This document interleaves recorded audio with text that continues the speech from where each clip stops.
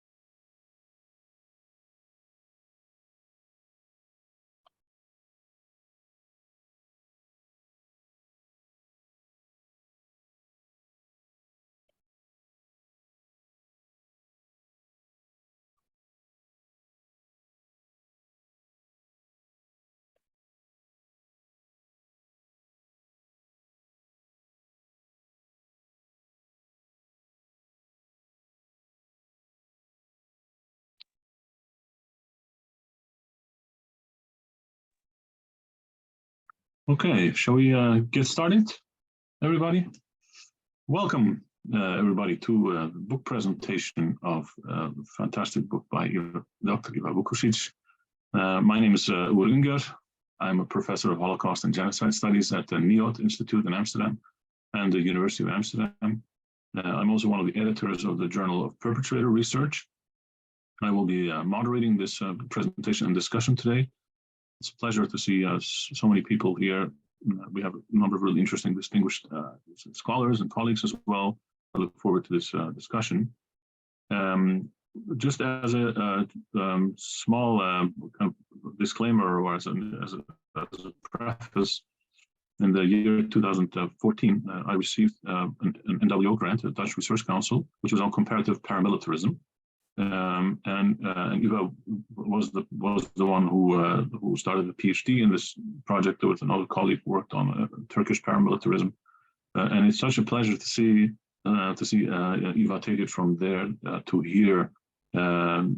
Surely the discussions will only have compliments today. So, right, guys? So, in all seriousness, I'm immensely proud and really honored to see this conversation today.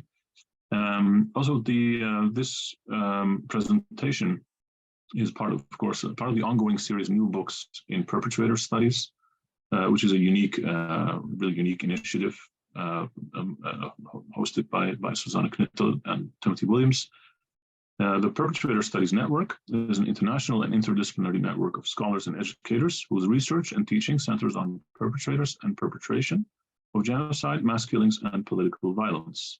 It provides a forum for scholarly discussions about and innovative research into perpetration across historical, geographic, and cultural lines. Now, I will introduce the speakers and the discussants, and then we'll give the floor to Dr. Vukušić to present the book a little bit, and then we'll move on to the discussions, and then finally we'll have a Q&A. So Dr. Iva Vukušić is Assistant Professor of International History at Utrecht University and a visiting research fellow at the Department of War Studies at King's College London. She's a historian and a genocide scholar, and her work is on irregular armed groups, genocide, mass violence, and transitional justice, especially criminal accountability. Before coming to The Hague in 2009, she spent 3 years in Sarajevo, where she worked as a researcher and analyst of the Special Department for War Crimes at the Office of the Prosecutor. She's a frequent contributor in public debates, and has been interviewed for New York Times, The Guardian, Le Monde, Der Spiegel, Volkskrant, the BBC, and many other media outlets. This is her first book, Serbian Paramilitaries and the Breakup of Yugoslavia, State Connections and Patterns of Violence. It was published in September of this year in the Contemporary Security Studies series at Routledge. Iva is also one of the 3 editors of a new Central European University Press series with the title Perpetrators of Organized Violence, Eastern, Central, and Southeastern Europe. Our 2 distinguished discussants today are perfectly fit for this role. We will have Dr. Hikmet Karčić, who is a research associate at the Institute for the Research of Crimes Against Humanity and International Law, University of Sarajevo, in Bosnia and Herzegovina, and the author of a book that I read that I found absolutely chilling, namely Torture, Humiliate, Kill Inside the Bosnian Serb Camp System, came out with the University of Michigan Press this year. He was the 2017 Auschwitz Institute Keene State College Global Fellow. He's written extensively on genocide denial and atrocity prevention. He's also a sought-after commentator on international media outlets. His articles cover far-right extremism and mass atrocities that appeared in Haaretz, in Newsweek, and Foreign Policy. And then our second discussant is Dr. Lea David, who is an assistant professor at the School of Sociology, University College Dublin.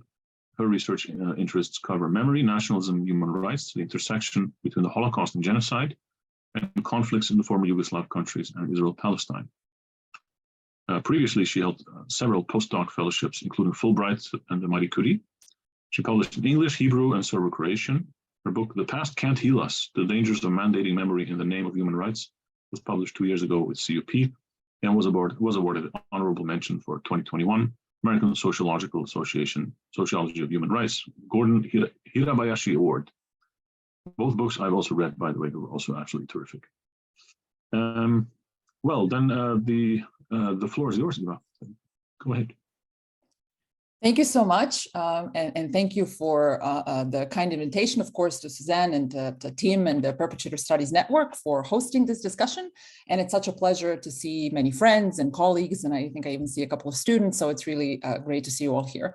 So a special thank you to Professor Üngör, Dr. David, and Dr. Karčić, for my dear colleagues and friends, for taking the time to talk with us and reflect on my work. I'm very grateful. I'll just talk for about 10 minutes, make a couple of points about my book, and then I'm looking forward to the discussion. Before we start, I would like to acknowledge that Mirko Klarin died today. Some of you may not know him, but he was a journalist and editor at the Sense News Agency in The Hague, where I also worked, and followed the Yugoslavia Tribunal for over 20 years.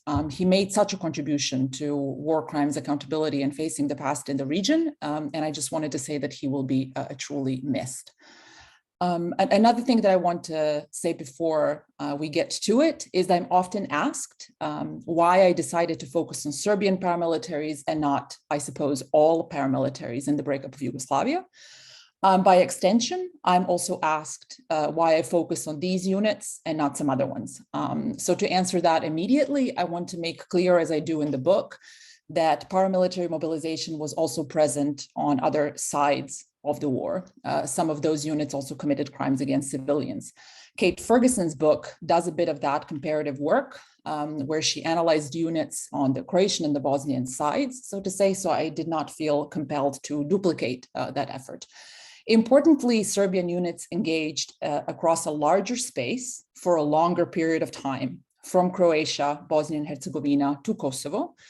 And it was simply a more extensive paramilitary project in terms of territory, time, personnel, number of units, material investment, and the impact these units had in the disputed territories. I do not suggest that the Serbian paramilitaries were the only perpetrators. There in the book, I make clear that police, military, and civilian authorities across the disputed areas participated in victimization in different ways. And you can also see Christian Axbo Nielsen's recent book on the Bosnian Serb police for more on that. For example, the genocide after the fall of Srebrenica was largely the army's doing. So it was not paramilitaries as kind of key drivers and actors in this situation. I also want to say that I prioritize depth over breadth, a little bit inspired by the late Liane Fuji's book, Showtime.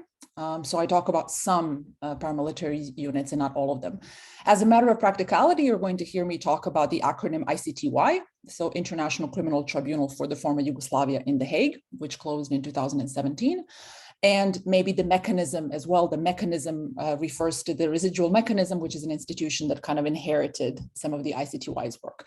So just a couple of points about three main themes that I think would be interesting to you today. One is on sources, the other is on perpetrators, and the third is on paramilitary violence. So I'll leave a bunch of stuff about state relations, ambiguity, plausible deniability out for now. But if you want, of course, those of you who read it know that there's other stuff going on in the book, but I'll focus on these three for now. So the archives I relied most on in the book are from the ICTY, which I've spent a good 15 years following. I've also worked with these materials as a practitioner, so as an analyst in Sarajevo at the prosecutor's office. These archives are a reflection of the legal process, the choices that that process entails, and the purpose of a criminal trial. These archives were created in investigations and trials and reflect those processes closely. So, and the driving force of that process was the prosecution. I won't go into the details here, but those choices basically mean that there are silences in the records, and therefore, when we do research with this kind of material, we have to know what we can find in the archives and what's unlikely to be there. So just a couple of details to illustrate the archives. They're, in a word, I would say colossal. Collectively, the archives of the ICTY and this mechanism institution that deals with the former Yugoslavia contain approximately 2,400 linear meters of physical and 1.5 petabytes of digital records. There's 310,000 judicial records that are available online through the public judicial records database. I should say the ICTY is the only international tribunal that allows this much access online. And I think that's really great for research. And I would invite other tribunals and courts and judicial institutions to do the same. There's 24,500 public transcripts and tens of thousands of hours of courtroom sessions or recordings available. And crucially, 70% of all of that stuff is public and available. But as I talk about also in the book, many important parts of the record are confidential. And we can get back to that if anyone is interested. So over its 25-year history, almost 5,000 witnesses testified at the tribunal. So, you know, the Bosnian Serb president, Radovan Karčić, and the trial of Ratko Mladić as well, almost 600 people testified in each of those trials. Both of them had something like 10 or 11,000 exhibits. So this is just to illustrate the wealth and the depth of this resource, and to say that it's also a challenge. And I hope my book helps other researchers navigate those records. And I have an article actually coming out soon on the archives in the Comparative Southeast European Studies. So, you know, and we can come back to that in the Q&A. A couple of words on the perpetrator. So, as most of us here will know, there's no typical paramilitary perpetrator. And in my book, the central point of analysis is really the paramilitary unit itself. So this is not a story about the individual members, although I do manage, I hope, to depict some of those key characters in this story, kind of where they came from and how they came to be involved in this paramilitary mobilization and violence. As a group, I divide perpetrators into broad categories of professionals and non-professionals. The former, I argue in the book, have stronger ties with the professionals, have stronger ties to state institutions. They're better trained, they're better equipped, they're better paid. They tended to be younger and more capable and more mobile in how they deployed. So they moved around more. The non-professionals, those were groups, generally speaking, that were more closely tied to political parties, for example, tended to be a little bit less hierarchical, less professional, fatter, more likely to be drunk, more likely to be moored in one area, which were often the regions and towns where they themselves came from, which meant that they knew often the local population. And that had, of course, influenced how they perpetrated violence. So this division and this idea of professionalism and non-professionalism has to do really with capacity and the capacity in actual fighting. However, this division also had important, or this difference had important consequences, as I'll get to that in a moment.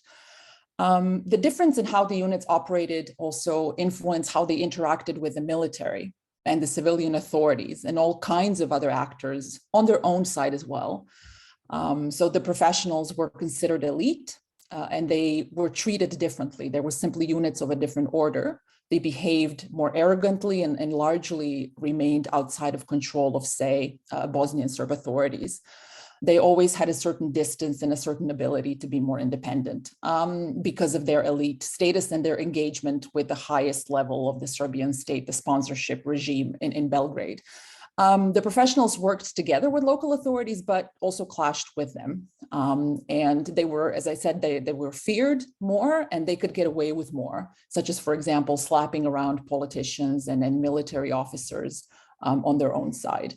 And just a couple of words on paramilitary violence, which is one chapter of the book. And I draw, again, extensively from the ICTY records, but also from a collection that I found, or that was given to me, the access was given to me at the Humanitarian Law Center in Belgrade.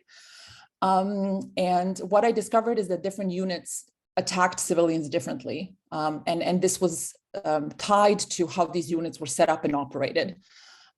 Interestingly and importantly, these units also attacked ethnic Serbs, but did so differently than they attacked non-Serbs. So this violence against their co-ethnics was not as frequently lethal, for example. But if we can get into that in the Q&A if you're interested.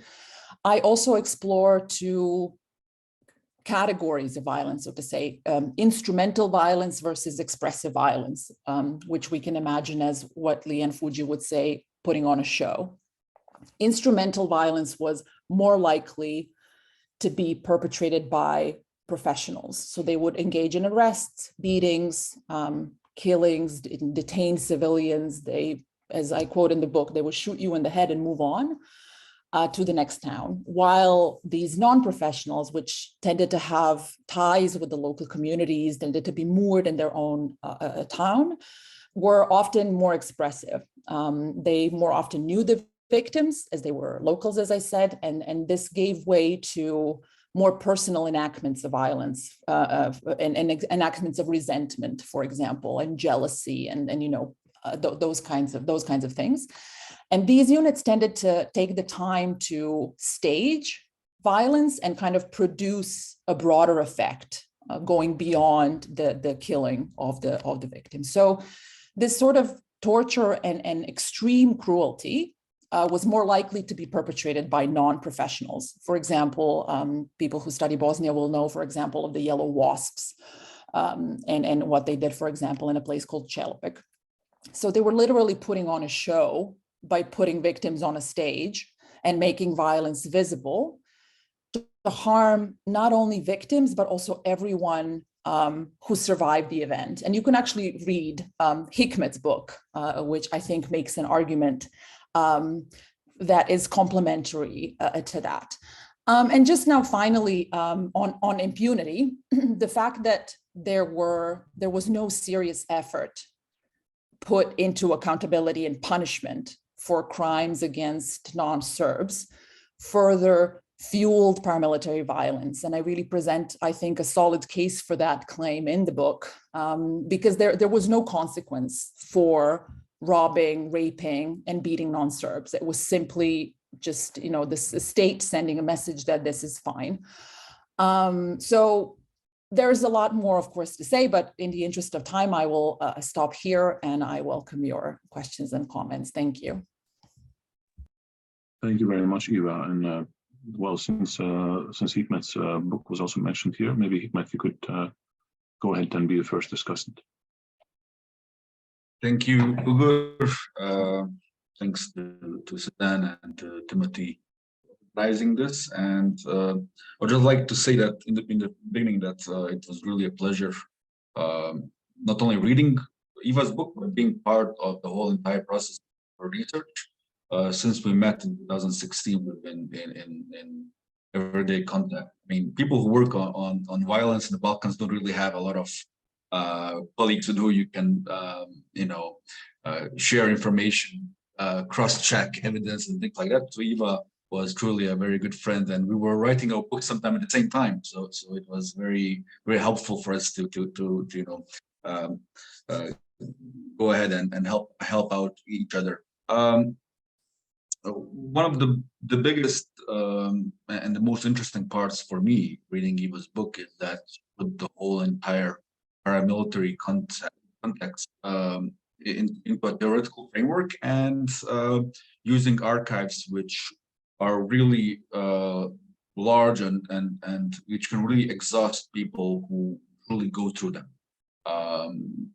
Going through these ICTY archives, even though they are digitalized, even though they are online, in very specific cases such as paramilitaries or crimes, can tend to be very scarce due to the fact that paramilitaries were in fact a state political project. So one of the most common things we discussed was Eva's frustration with the redacted parts of certain transcripts and judgments. And to be honest, I can't wait for these transcripts and judgments to be unredacted and to be opened up to finally see something. Hopefully we will live to that day to see the thing, because sometimes when you work in these cases, it's not really you get into the topic so much that then it doesn't even matter what you write in the end, as much as how much you get into the topic that you really want to find out what really happened. And I think the things which come to me writing, and I think Eva feels the same way, is that sometimes you would just like to sit down with Frankie Stanicic and say, can you just tell me what really happened, and I won't write it down, because you really get really frustrated trying to figure out what exactly happened. One of the biggest things that is a problem researching paramilitaries, especially in ex-Yugoslavia, is that most of the initial primary evidence was based on witness reports. So, and most of these reports by the witnesses in the process, identification of the perpetrators wasn't that accurate, because the witnesses who survived didn't necessarily know, couldn't know who the perpetrators were. I mean, they could say that these guys had white eagles in their uniforms. Thus, you had a very complex, in the end, pattern of having these white eagles all over Bosnia, which in the end wasn't the case. This paramilitary group called the White Eagles. But in fact, you had most of these paramilitaries had the same double-headed eagle on their uniforms, and this caused confusion among the witnesses. It is through documentation at the ICTY, through the insider knowledge of certain former perpetrators, and of course through some of the documentation which was able to be gathered so far, even though not all of it is still available to researchers. And thanks to Eva's work, we've been able to get a picture of a scratch of the surface of the whole complexity of paramilitary. Again, paramilitaries were a force controlled by politics, by certain actors in politics, parties, by the state, by the security officers, and so on. And they were primarily used to outsource violence, to spread fear, to spread terror, and to create chaos, which really is still around 30 years on. The thing which Eva very clearly sets out in her book, and which we usually tend to forget, that you don't need to have a lot of armed men to create chaos. So, for example, in Bijeljina, you had a total of 50 Arkans, tigers who created chaos, while everybody else in Sarajevo thought that there were 2,000 people in Bijeljina attacking the town. So I'm talking about this in context of something which Eva mentioned in the conclusion of her book. War in Ukraine currently sees a very similar pattern of these little green men, people with no insignia, people in uniforms capturing municipality buildings, police stations, and so on, which very much resembles the takeover of towns such as Prijedor in 1992. The other aspect which creates this topic to be much more complicated is the fact that some of these members of these paramilitaries were members of a paramilitary, but later on formalized their status into military or police units. So, for example, Milan Lukic is the perfect example, person who, and Eva pretty much outlines this in her book. A person who was recruited and trained by the Serbian State Security Office, and who later on, if you look at his official documentation, he was a member of the police force from May 1982. A person who committed enormous crimes, mass atrocities in Visegrad, very brutal crimes. A person who knew their victims personally, and a person who had direct presence in the top of the Yugoslav police structure. One of the interesting parts which you read in the book is the fact that you had these attempts by local Bosnian Serb Republic officials to somehow bring in some sort of stability among the paramilitaries. And this isn't because they were committing crimes, but because they became a burden to the local communities themselves. So, like in the case of Bijeljina and Zvornik, we have, Iva mentions it, Milorad Davidovic, who came there and who drafted up several reports on the role of, for example, the yellow buffs in raping victims, in looting, in terrorizing the local population, both Serb and non-Serb. So these aspects show us that the situation wasn't entirely black and white, and that there was a lot of improvisation on the ground in these micro locations on the local terrain in the first months of the war. And so this thing is later on much stabilized. And by the end of 1982, we didn't have this sort of very extreme level of paramilitary violence. It became much more institutionalized, which later on we see in the case of Srebrenica. Another aspect which Iva touched on a little bit in her introductory, and which I think is a topic which could be further more researched in the future as a sort of a recommendation, would be the historical aspects of paramilitarism in the Balkans. The Balkans are not. This wasn't the first time the paramilitaries were used in the Balkans. You have a lot of irregular soldiers and units which were here since the Ottoman periods. These especially in the interwar period in the former Yugoslavia, between the two world wars, we had a lot of these former war veterans who basically had their own political paramilitary units, which later on became the Ustaša and Chetnik in the war. So this connection between the political parties and paramilitarism is something which goes deep. Anti-state, anti-government, which is totally against the political system and which is very nationalistic in their class.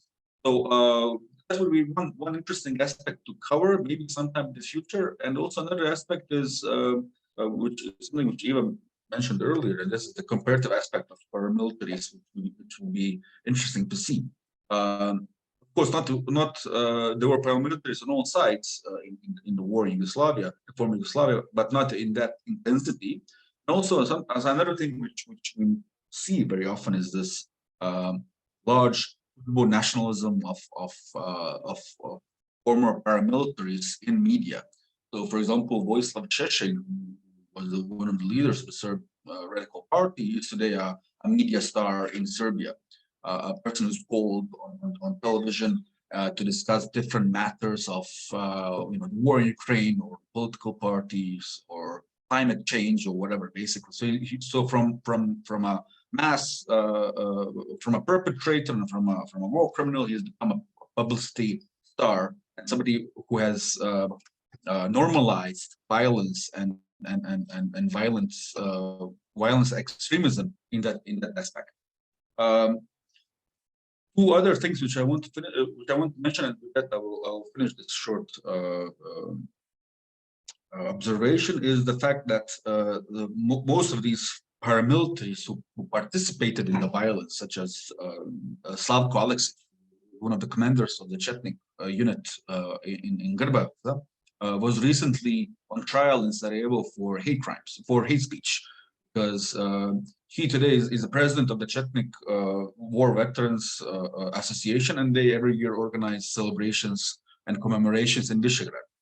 And so the court in Bosnia and Herzegovina unsuccessfully tried to try him for hate speech. So why am I saying this? Because of the fact that people who did participate in mass atrocities during the war, who were not the subject of investigation or trials by the Bosnian courts or by the ICTY, still play a huge role in spreading nationalism, fear, and hate in Bosnia today.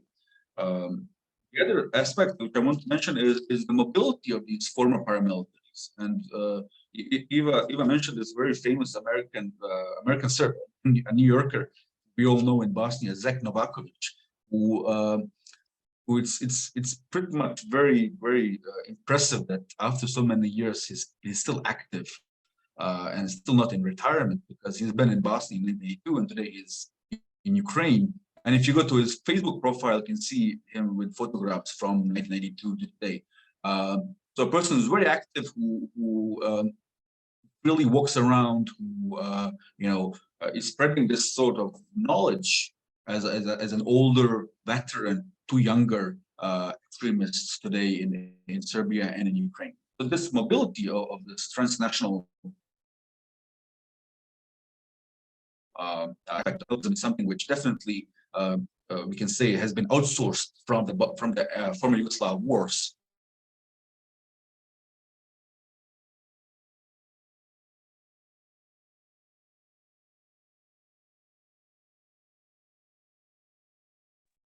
I think he froze for a moment. Oh, there he is.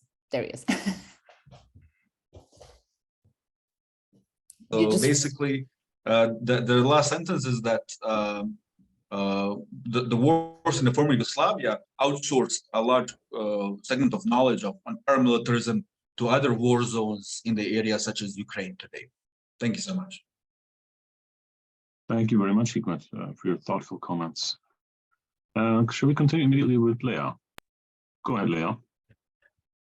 Okay, thank you, Eva, for this invitation. I see that you, Ivan, Hikmet, you have so much in common, and actually, those two books are kind of two sides of one coin. And it would be also nice to have a panel that presents both of those books, because they complement in so many different ways. But we are here to talk about Eva's book, so this is what I'm going to do very briefly. First of all, Eva, congratulations. I think this is a stellar book. This is a masterpiece. I think it was so interesting to read it. It is so engaging. It is written with clarity. You don't need to be an expert to understand what actually happened. Even if you blur all the names, you will understand, if you try to not to drown in those names that probably for many people are very difficult even to pronounce or to connect. But it is such a great piece of work, so I applaud you on that. I mean, it was I don't know if it is appropriate for such a book to say it was a real pleasure to read it, but I hope you understand what I'm trying to say.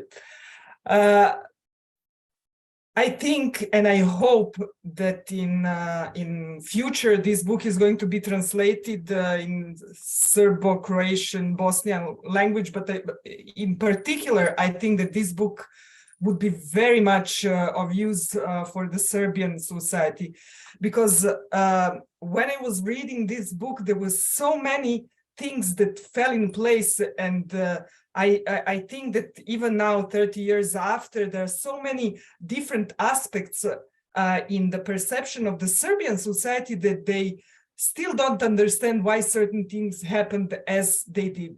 In particular, I think about this connection between the organized violence and paramilitary units, political system, changes in the political system, the assassination of Đinđić, the fall of Milošević. There's so many aspects, special units. Why it looked at the time, it looked very random.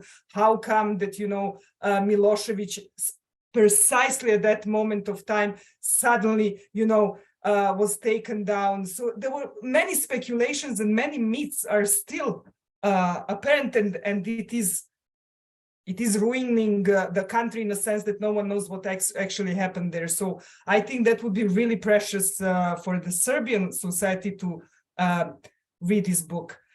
Now, I will speak maybe several minutes. I have 3 questions. I'm here, this is how I see myself in this panel, as in a role of a sociologist. So I want to uplift this discussion beyond probably the importance of the book for the Balkans. First question. So you showed actually how sanctions that were dropped on Serbia in the 90s are tightly linked to the emergence of the organized crime. And it is something that needs so much more. In a way, it brings us to those big questions that are much beyond the Serbian case or Yugoslav case, or if we talk now about Russia, if we talk about Israel, if we talk about many other places where we have this question being raised, sanctions, yes or no? What is it a good thing or a bad thing? So there is a huge debate about the question to whether in different conflicts it is appropriate, is it beneficial to whom, to have sanctions.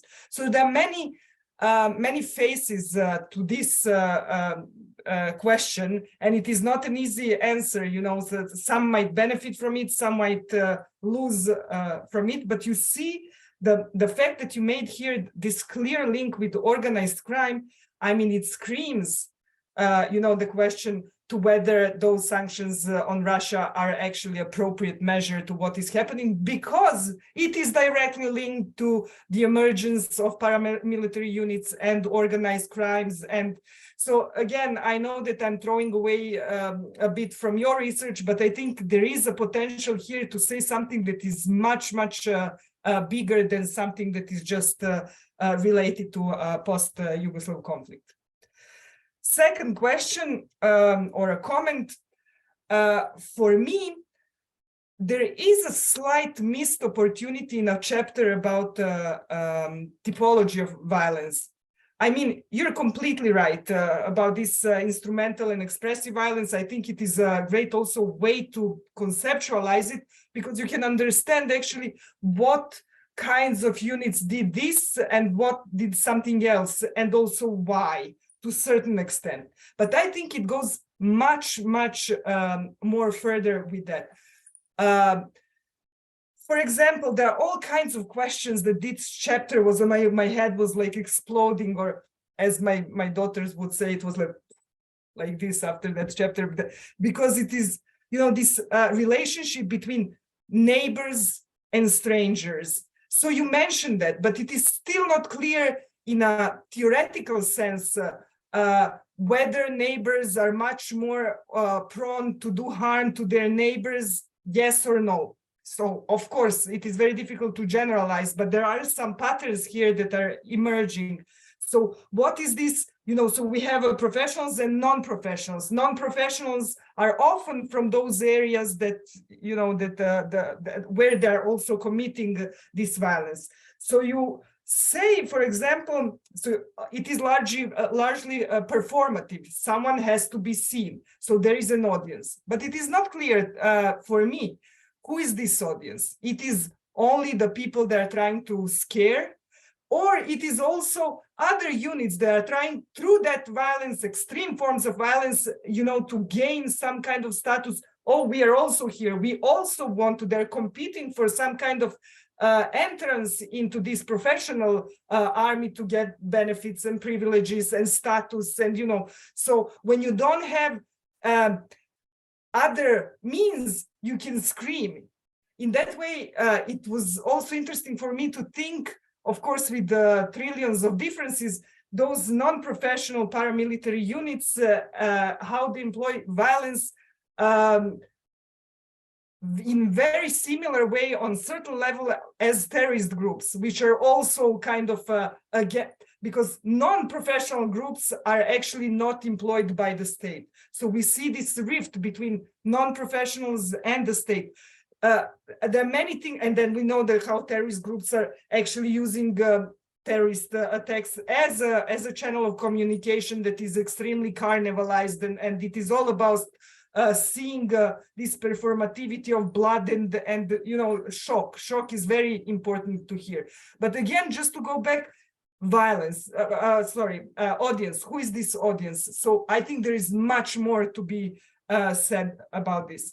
Also, how those religious holidays play into violence. You mentioned that. I think this is also something that can be much more explored, and because you see under what circumstances, what groups are actually employing those very nationalistic symbols, because it is not about religious holidays. It is about distinctive indicators that are different from other ethnic groups. So, you know, you use religion because it is distinctly different from Bosniaks or Catholics or whatever, you know, so, but it is actually about nationalism here. So, for example, who is doing that more? Can we see that also in a professional or only non-professional? Or how, I mean, again, I feel there is much more to be said. That. Also, you mentioned Avengers. So this is kind of a local mafias. Again, we see something that is kind of a bullying at the extreme level, you know, those who were maybe bullied at school and not successful, and suddenly they have this stage that, you know, everything, this whole village is there now, you know, school, so they can, you know, bring it back. So that, again, other levels of performativity and violence involved here. Okay, that was my second kind of comment question. And the third is, and I will finish with that, is a bit personal one. After, maybe those are only the early days, so I don't know if you will have an answer for that, but I think it is also a topic that is important to discuss openly. I was wondering, did you experience any kind of animosity or from different ethnic groups, or appropriation of your work, saying, yes, I suspect you did because you started by this opening, saying that actually this is not about this and it is about this, and I don't say about this. So it means that you're already experiencing that people are saying why this and not that.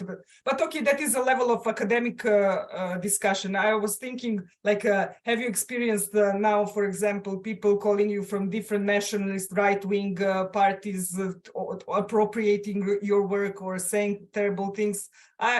I mean, only if you feel comfortable sharing something of that, because I would be interested to know. I would ask also the same thing about Hikmet. I don't know if that's the right panel, but just, you know.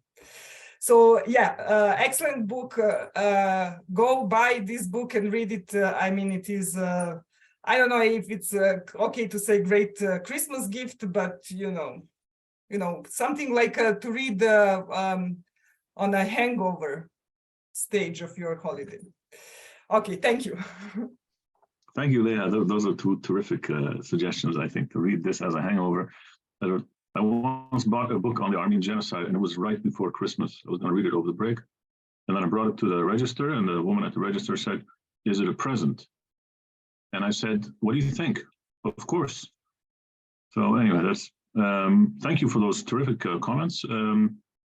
Eva, do you want to react to this for a few minutes, and then we can open it up? I also have one question, but I'll leave that for a little bit later. Sure. So thank you, Hikmet, thank you, Leah, for your thoughts. And you know what, a lot of people here will know, once you finish a book and you release it out into the world, you have no idea how people will read it and what they'll take out of it. And maybe the things that seem most important to you, someone else finds something else in them as well. So I always find that really fascinating. I'll just, pick out a couple of things that you said, and then we can also take it further with members of the audience. So in relation to some of the suggestions about comparative aspects that Hikmet brought out, I think what I was actually just thinking today is how, for example, some of the rhetoric of Vojislav Šešelj, who is, for those of you that don't know, as we've mentioned, a Serbian radical politician that has been on the scene forever, and it seems like he's going to outlive all of us. To be on TV Happy, which is amazing in Serbia. It's called TV Happy, where he often is a guest. He was convicted at the ICTY for a very narrow set of crimes, but a lot of the rhetoric is extremely similar, to some of the high-level Russian propagandists that we can see now. Some of the wording, some of the framing. I was listening to that host and podcaster, I think his name is Vladimir Soloyo, and he was using some of the exact framings as Vojislav Šešelj. You know, who do they think they are? These pussies in The Hague, what do they know? They know nothing. Who are they going to take on? Us, Russia, the great nation. So it's fascinating, really. And I think that would actually be a fantastic PhD if, you know, for people that speak Russian and Serbian, or one of the two, and are willing to learn the other. Which is not very difficult. I'm learning Russian now, and it's for BCS speakers, it's not very difficult. So there's absolute parallels, and I also write in the book about what I think, and I believe happens, which is some kind of a learning process between different states about how violence is perpetrated, and some ideas about plausible deniability. You know, some of the stuff that was happening in Crimea in 2014, guys without patches, you know, very, very similar. Also the way, for example, some of the Wagner guys are employed on contracts, anonymous, things like that. This is like all the stuff that we have in the former Yugoslavia. So I'm wondering how these patterns emerge and how they get learned. Are they like on the phone with one another? Or it's really, I think it's really fascinating. I'm not sure how one can research this effectively. It's dangerous. And as late Dejan Anastasijević was a famous Serbian journalist that spent years following this stuff.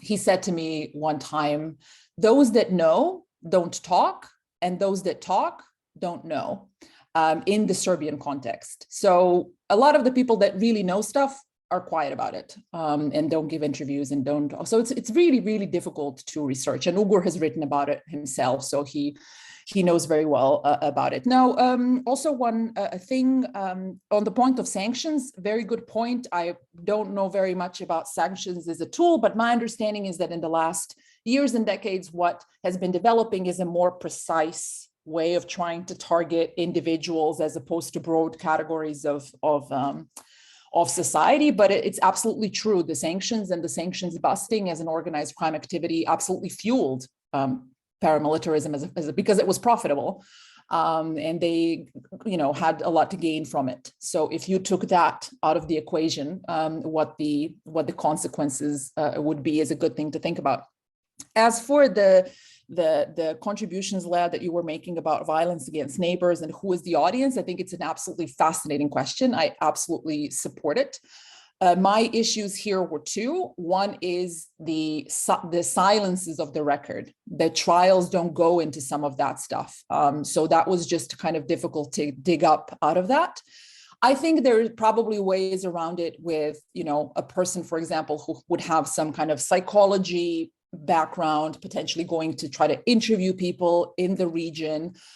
Maybe that would kind of advance that point. But I absolutely agree. I think there's much, much more there. And, you know, again, as many of us feel when we write books, you write a book about something, but as Hikmet was also saying, you just like scratch the surface, because all of these things are, of course, so complex, and our field is so interdisciplinary. And I come to this as a historian, and someone else will come as a sociologist, and someone else will come as a psychologist, and we all try to kind of work it out. But I absolutely agree. There's much, much more there as well. And this dynamic between neighbor and stranger is fascinating. And I also am wondering what Hikmet would think about that as well, because from us here, I mean, I lived in Bosnia for several years and I speak the language and all of that, but Hikmet has like on foot went to most of these crime scenes. He spoke to a lot of people in these communities. So he might have kind of anecdotal thoughts to share about that, because he did like the mileage on foot, so to say. He lives there, you know, speaks the language and everything. So I'm wondering what he also thinks about that.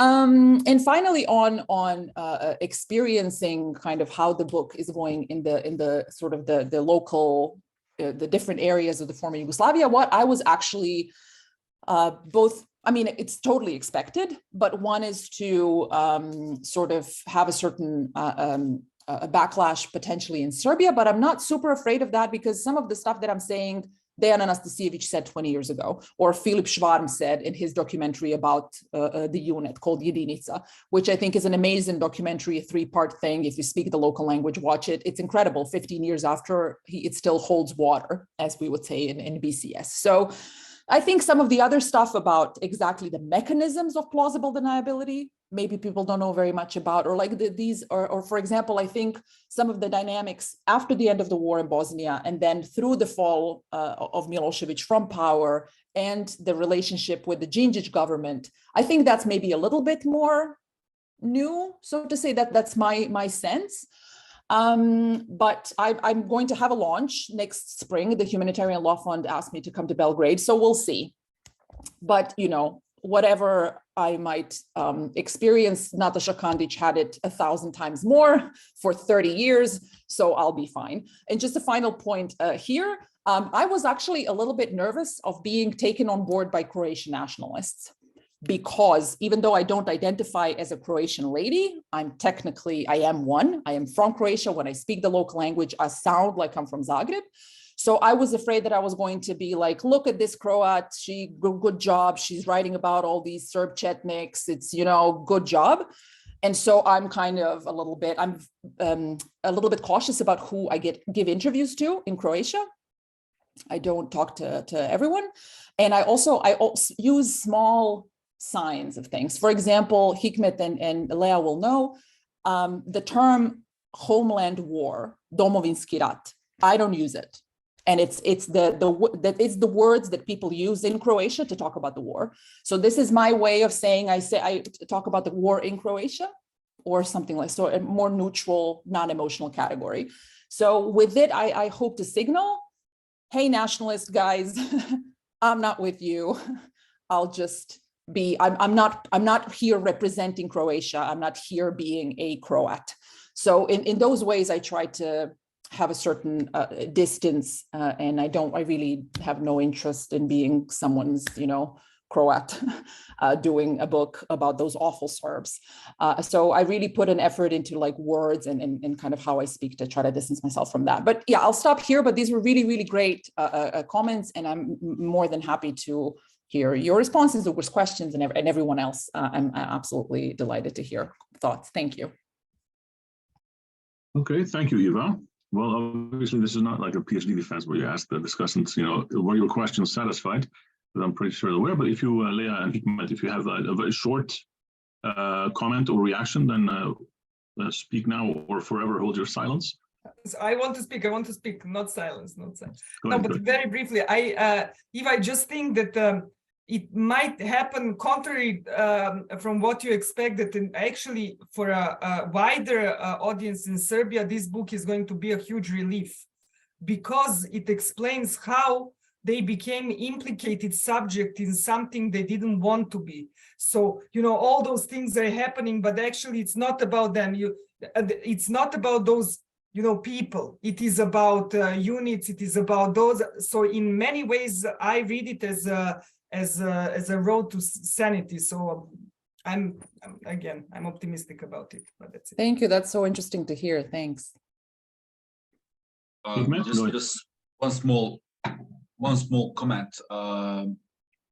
Eva, this is this is the first book on paramilitaries in Yugoslavia, so it's the best so far. I mean, so until somebody comes up with better research, I mean, you should be proud of what you did, and I certainly am. And it has really explained a lot of things to me, you know, since 2016, first time when we met, and you know, it showed to what extent crimes can be complex and the perpetrators can be very, you know, diverse. So, you know, this research is amazing, honestly.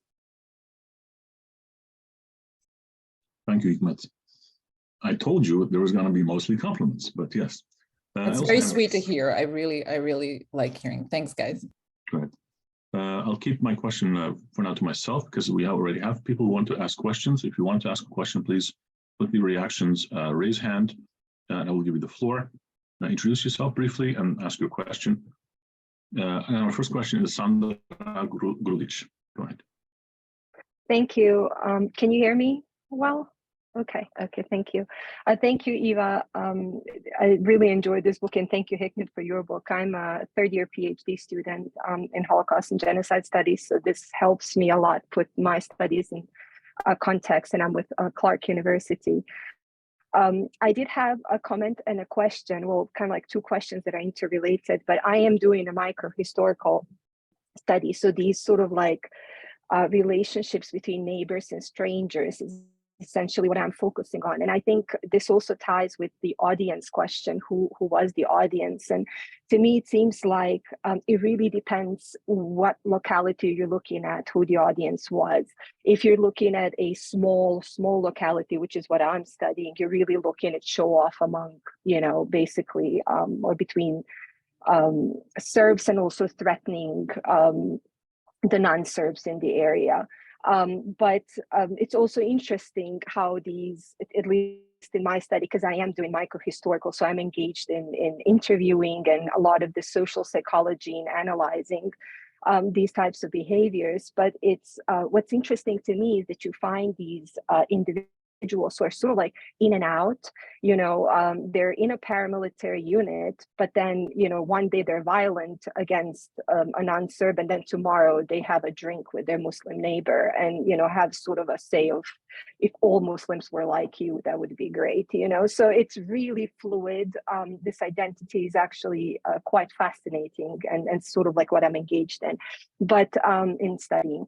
But my question, it's sort of a two-part question. One, you do talk about this instrumental versus expressive violence and the professional and non-professional as sort of like fully divided, more or less. But my question is, like, to what extent are these non-professional groups, so these local, more expressive, violence for showing, connected to financial means of the state, either the Bosnian Serb state or the Serbian state itself? So as in, I'm asking the actual sort of like diagonal, not necessarily linear connection here. How much of that did you find? Because I found, like, in my research, and I can't speak of the finances, but I again found also this really weird relationship between local authorities and local paramilitaries, where sometimes they protect them and sometimes they attack them, depending on what their needs are at the time. And then the second part was, you mentioned briefly in your introduction the intra-ethnic violence. So these professional units and the violence on Serbs, what forms of violence did they actually engage in? What did they do? Because you do say, not the same type of violence, but violence nevertheless. I mostly found like economic crimes committed in my research, but I don't know if there is anything else that you found like a more varied example. So thank you so much, and I'm sorry I took long. Thank you very much. Eva, go ahead. Sure. Well, thank you so much, Sandra, and it's also nice because we know each other a little bit from the internet, but really, really fascinating research that you were doing, and please let us know when it's out, because I think I don't go that much on the micro level, and someone should. So I'm very happy, and also, with this approach that has more to do with social psychology, because these are the tools that I don't have. So I didn't want to dab into something and pretend that I have disciplinary abilities that I just don't. So I think it's really good that we all come from different sides and do kind of what we can in this very complex story, because I don't think any one book can, present the roundness of all the different aspects, interpersonal, state relations, military aspects, all of this. I just, state propaganda or it's just, I think, maybe possibly too much for any one book to give us all these answers. But just to say something on the instrumental and expressive violence, as most typologies will be lacking in some way, in the sense that the reality is really complex, and then you're going to have, these are the patterns that I observed, But of course, there's things that sit uncomfortably on some edges or stick out awkwardly. You know, we simply can't package this complex reality of 4 or 5 years of war into these beautiful categories that we can use. On the connections with the state, I would say, as Hikmet was also saying earlier, none of this would exist without at least the state's approval. You know, so in some ways, in some units, in some periods, there's direct funding, there's people who used to work for various institutions in the states that are almost like liaison officers with, like, it's really quite elaborate. But in some, you know, and with these non-professionals that are often tied, for example, with Šešelj's Radical Party, these ties are more indirect, but they're still there. Like, these guys wouldn't have anything. They got weapons from the depots of the Yugoslav army.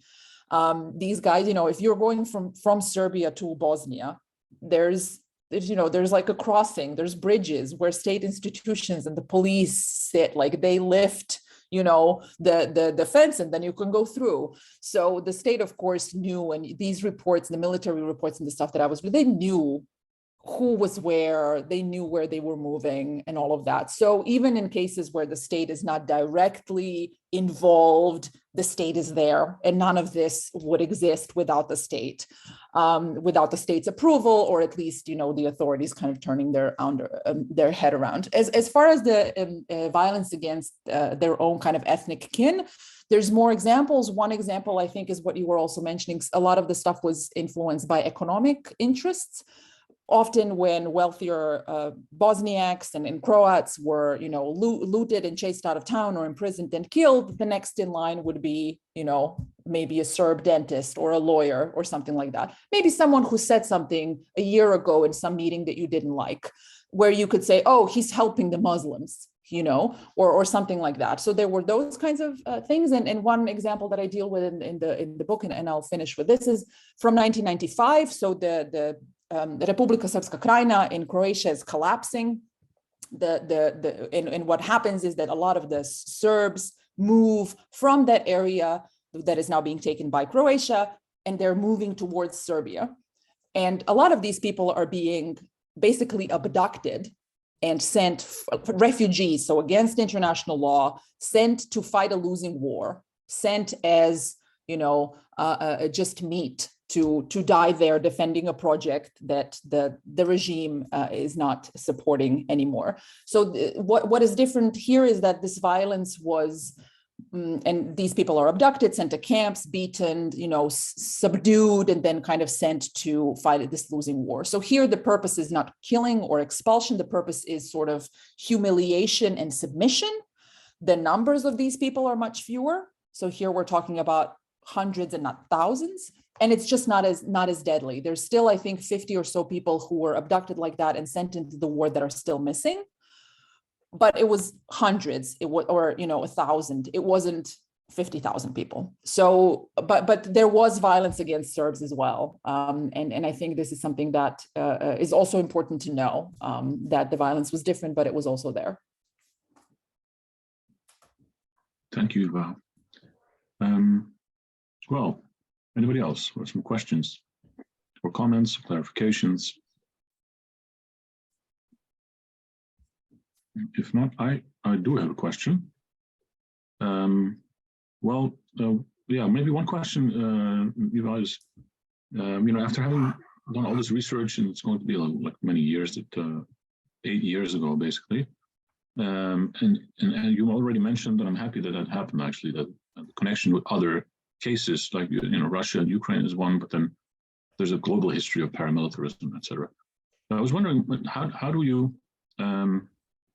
think that we have made progress in how we approach and how we study paramilitaries, rather than, for example, I mean, of course, there are books on paramilitaries in the Philippines, for example. We have a special issue of the JPR, for example, that's on paramilitarism, in which there's colleagues who worked on Greece, and there are other colleagues who work on Turkey or Syria. But I was wondering, you know, what have we learned comparatively, you know, on how to approach it? You know, what are the things? So if somebody would start a PhD today, you know, what advice would you give them of how to look at it in terms of your methodological perspective? Right. Yeah, I think the thank you very much. It's a very good question. First, I would tell them to start with your book on paramilitarism, which is, I think, an easy way to well, not an easy, but, you know, kind of because you do, I think, really important work in trying to bring some of those different things together. Also, Dimitar Tasić wrote a book, of course, about kind of longue durée paramilitarism in the former Yugoslavia as well. And what you were saying during the PhD, we were also reading about paramilitaries in Latin America here and there. What I think really depends in terms of methodologies that contexts are, and this is a historian's cop-out, is to say contexts are really different, and that will matter. In some places you can move more freely than in others. I'm very lucky that I had all this war crime trials records, because I mean, Hikmet will know, like, if the ICTY trials didn't exist, we wouldn't know very much at all.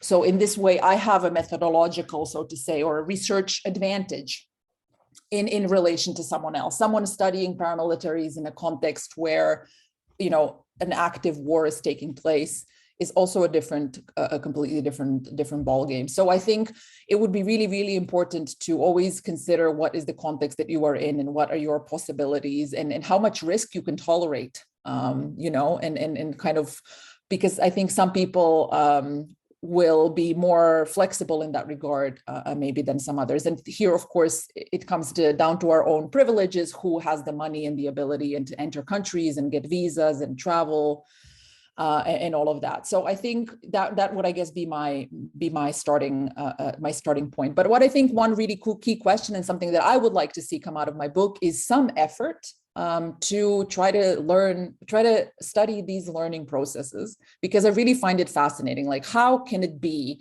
that, you know, some of the stuff that was going on in 2014 in Ukraine looked just like Croatia in 1991? I'm not an expert, you know, I have to say that, but from what I could gather is, and I see Hikmet nodding his head, it looked so similar about the methods to take territory, basically. So I would love to see that be at least one aspect, I suppose, of that research agenda sort of coming forward. Thank you very much. Yeah, I should maybe also mention there's a book by, so for example, the different contexts. You have the ICTY, Serbia basically defeated in the war. But in a context like a very paramilitary state, like Iran, for example, right? Literally, it's a paramilitary infrastructure in its state. It almost nobody walks into Tehran asking questions about. Yeah, exactly. This is not possible. Yeah. With the exception of one colleague whose name is Nergis Bajoghli, who wrote this book. I'm putting it in the chat, which is really interesting. She's the only person that I'm aware of who actually interviewed Revolutionary Guards, paramilitaries inside Iran. And since she's at an American university, I suspect she also came through the ethics board. Yeah, which is really absolutely unique, and that's very different from, for example, what what Hikmet mentioned, which also we are on the same page there. You know, how do we interview someone like Simatovic, for example, honestly? So obviously that's not going to happen. Yeah. So another option is to conduct something that's profoundly unethical but very effective. Is what they call catfishing. Yeah, that is something that we did where you assume in the Syria project. Yeah, you assume a character and then you pretend that you are basically on board with these people on the same frequency politically, and then you do get a bunch of interesting answers. Although that, of course, never goes through the ethics board. Yeah, that research that we did on the Syrian militiamen, it didn't actually. Yeah. It never would have passed, but it is effective. And this is a problem, though. I think maybe we should at some point have like a little workshop about it, about what is effective, what is ethical, and what do the ethics boards protect? Who do they protect? What interests do they serve? I'm also pasting that thing here. Anyway, we have another question by Ingrida Tatolita. Go ahead. Thank you. It's Rob. Do you hear me? Mm-hmm. Thank you very much. It's very interesting. Unfortunately, I haven't read your book, Eva, yet, and I haven't read Hikmet's book, but I'm very interested now after this discussion to do so. And I'm coming from another field. I'm coming from the field of rhetoric and discourse analysis and translation studies. But I just wanted to relate to what you were telling and you were discussing about the similarities of the patterns of violence and discourse used both in the Balkan Wars and now when starting from 2014, and especially now when the war in Ukraine started. And I do understand both languages. I understand Serbo-Croatian, Croatian, whatever, and not to the same extent as I understand Russian, but I can compare. And it struck me from the very beginning of the war in Ukraine how similar the discourse was, and how similar the methods of violence and perpetrating violence in the localities such as towns and cities were, from the knowledge that I have from learning the language. And I was teaching the course in Novi Sad for a while, and so I'm familiar a little bit with the area. And I was also translating the chapter of history book on that, so I was familiar with that, and it just was so obvious for me. Yeah. And also I would like to say that I think that what can be also useful is to add, especially if we think about the micro level and micro analysis, to add some anthropological, social, linguistic analysis to that, you know, the combination of both, because we can learn a little bit from the reaction of people, especially on their emotional involvement and their reaction to the ethos on that level, like how they react to that violence and to how it is being expressed and exposed, speaking about that. And that would inform us about the audience and the relation of the audience to what is being committed. But also on the larger scale, the discourse analysis and rhetorical analysis, even if it is applied to the action rather than language, can be also useful because it can inform us on what audience was targeted. Right. And also it can show us how this emotional relation is being built, because actually I'm not that optimistic as Lea. I don't think that Serbs would be very welcoming. I don't know, but from what I see from people I know, their emotional engagement and their ethical evaluation is very much affected by the previous discourses and by how those relations were built. So it's difficult to say, but I thought that in combination with the historical research you conduct, that would be very, very powerful, just to put it together. And definitely I will read the book. Thank you so much. Thank you. Let me just tell you, buy the ebook, because the hardcover is super expensive. So just don't buy that. Just buy the ebook because it's really. Thank you very much. I was going to ask you where we can actually. Yeah, just you can even email me. I'll send you a discount code, but buy the ebook because we're waiting still for the paperback, and the hardback is just ridiculous. So we don't. Thank you that. so much. No problem. Thank you, Ingrid. Susanna. Thank you. Eva, in the spirit of interdisciplinarity that, of course, PSN also stands for, I also want to ask a question. I'm not a historian or in any way know much about your context. I'm a literary scholar, cultural studies scholar.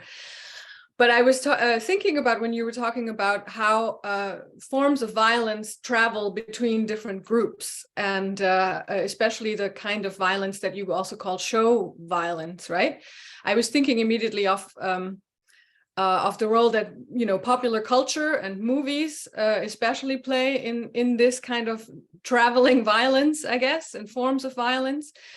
As you see powerfully in the act of killing, of course, when the killers talk about how they are inspired by American, films.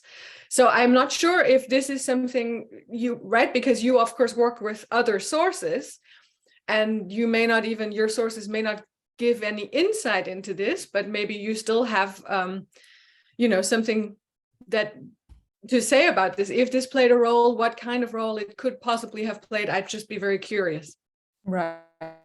That's a very good question, and but both of these, I think that what it relates to the spoken or the written word is very much something that I think would be complementary. As you say, I didn't study these sources and I don't really have the tools to, but I have spent 20 more years following some of this stuff in popular culture, as Hikmet did as well.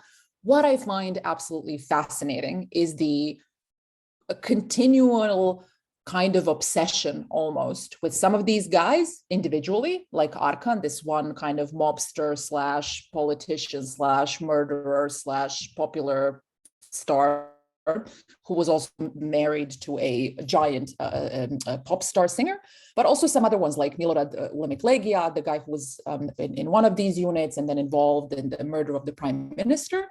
Still today, there's forums where people talk about the Red Berets, where people post pictures about them, stuff on Facebook. There's people who buy hoodies with their names and with the insignia of these units. So I think this is maybe just something that we can notice in one or two units, but there's real popular culture status and sort of importance of some of these units. I'm fascinated, these tabloids that many exist in Serbia still talk about Arkan, they still talk about Legia. Like Legia is well in his 50s, serving multiple life sentences. He's been out of the public eye for 15 years now, Hikmet, or something like that, since he was convicted, but he is still in these tabloids, pictures of him when he was young and all of that. I find it absolutely fascinating that some of these units live on in this popular imagination. I can't really explain it. I would also wonder, maybe Hikmet has a couple of thoughts, because I'm sure, in living there, he's exposed kind of more to this media space. But I really find it fascinating. And also, again, maybe a topic for research, like what gives it such staying power for the Red Berets, this one particular unit, for Arkan, what made them so kind of magical that they can kind of capture this popular imagination? Yeah. And also, what representations in popular culture did they in turn learn from at the time? That's also another sort of interesting aspect of it. Back and going into the past and into the future. Thank you. Right. Mm-hmm. Hikmet, did you want to maybe react to that briefly? Go ahead. Yeah. So two things which I think Suzanne and Eva touched upon, and which I think I can elaborate. For example, with Arkan, and Eva is absolutely right. He's still a major star in the mainstream culture in Serbia. And he's been dead for 20 years. He's been dead for 20 years. Yeah, he was assassinated. 2001. So I think this is mainly due to the fact that his wife is Ceca, the very famous turbo folk singer, and also now what is interesting is that his son is a major star in Serbia today. So he's going on these different TV shows, on different realities. Go to his Instagram, you'll see him posting photographs of his late father. There are tattoos by his.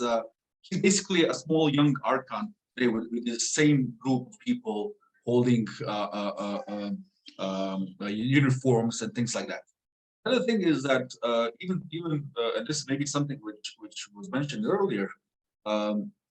Mainstream Serbian TV shows, for example, like recently there was a TV show on Slobodan Milošević called Porodica, aired a few months ago. And if you look at the representation of Legia, it's quite interesting. You see him as this very loyal Milošević guy who was devastated by the fall of the regime and so on. So the culture is painting a new positive image of these guys who basically were criminals.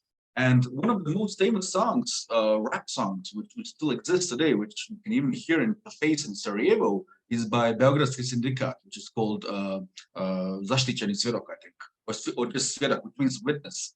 In the song, it talks about how this underground criminal is in Germany taking shots against communist anti-communist political aides and things like that. And then later on, he's called to come to Bosnia to fight. So he's basically, the song is talking about Arkan, Vukušić, other guys who were hitmen for the state security in Western Europe in the 1980s, and later on became heads of paramilitary groups in Bosnia in the 1990s. And so these songs are mainstream. You can hear them on sometimes even in cafes in Sarajevo. So to what extent this has become mainstream is sometimes very devastating to me. Wow. If I can just add one tiny bit. Oh, sorry, Susanna, I interrupted you. I just wanted to make a link also to the Russian context. I was just reading a scholar that was saying, and that was analyzing how the official kind of lingo by Putin and many of the guy around him also has a lot of words and a lot of expression from the prison and the criminal underground, kind of these nicknames that they have for people that they work with and all of that, which kind of also has this, I guess, idea of some kind of a merger, right, between the state and organized crime, and how kind of one sort of penetrates the other. And I think it was really interesting. And I think Margaleotti also in his book called Devori, which is about Russian organized crime, talks about these connections and how kind of there was a pipeline basically from some of the prisons straight to some of the shady business. I also call it in the book, the kind of outsourcing violence. There's really a connection there. So again, another parallel or another similarity to the current situation with Russia. That's a great point. Actually, the book by Daniel Mandic also looks into or swerves into the area of organized crime studies. I was a little bit shocked by that, Hikmet. You know, I do have to say, you know, as a former rapper, I really condemn this glorification of state atrocity. I don't think that's the spirit of rap music.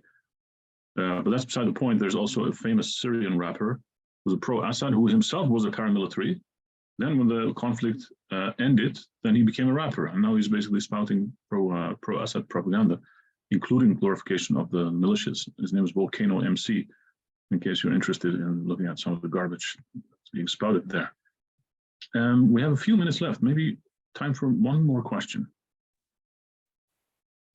Or if you want to be nice, one more compliment. I see one thing that Sana said. Oh, sorry, I didn't. But I think, you know, Sana, I said in the chat, yeah, bringing up the gender aspect or the gender sort of framing. And I think that's absolutely a great point. A colleague, Sasha Milicevic, wrote a while back an article about this. It's already now a couple of years old, but again, an offshoot that I very much hope someone picks up and maybe, you know, looks at popular culture kind of and these sort of gender framings and what that does to kind of like what is the imagination, the repertoire for young Serbian men at the time about what it is to be a man.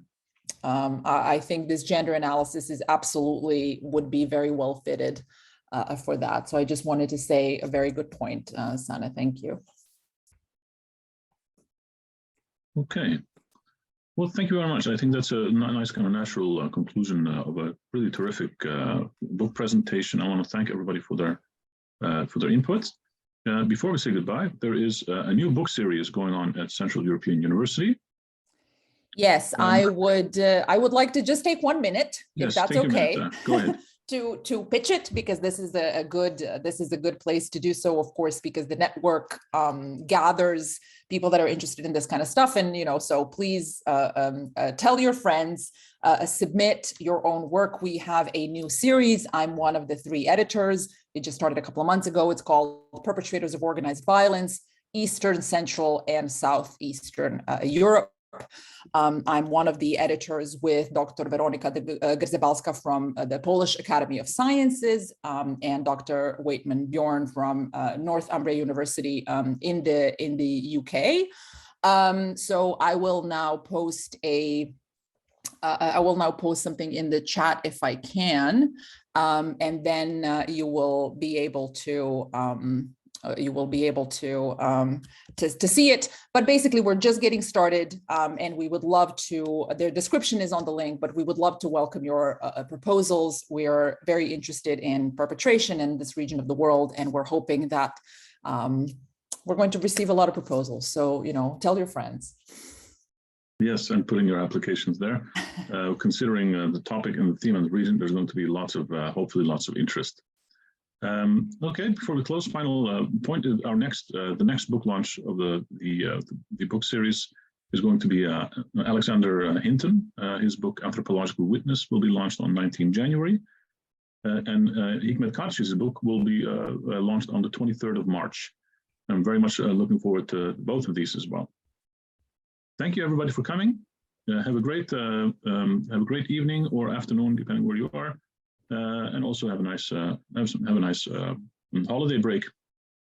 Thanks everyone for coming, and thanks for the good comments and questions. Thanks. Thank you so much. It's really good.